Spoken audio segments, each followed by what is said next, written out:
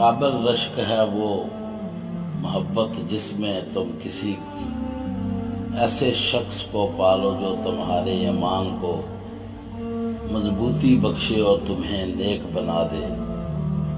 ना जाने जिंदगी में ऐसे लोग क्यों आ जाते हैं जो वफाएं कर नहीं सकते लेकिन बातें हजार करते हैं। मुझे लोगों को पढ़ना नहीं आता मगर इन पर एतबार करके सबक ज़रूर मिल जाता है। खुशी के लिए काम करोगे तो खुशी नहीं मिलेगी, मगर खुश होकर काम करोगे तो खुशी मिलेगी। एक वक्त आता है कि ना कोई अच्छा लगता है और ना बुरा, ना सही ना गलत, क्यों वो दिल से उतर चुका होता है तो फिर उससे ना नफरत होती है ना ही मोहब्बत रहती है।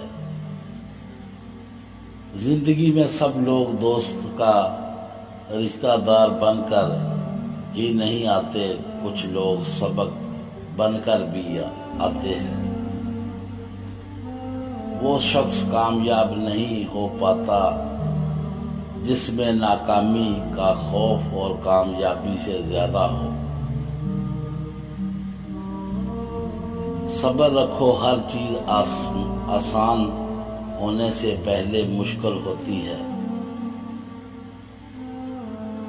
मेरी लाख बुराइयों को जानते हुए भी मुझसे बेहद मोहब्बत करने वाला सिर्फ मेरा अल्लाह ताला है।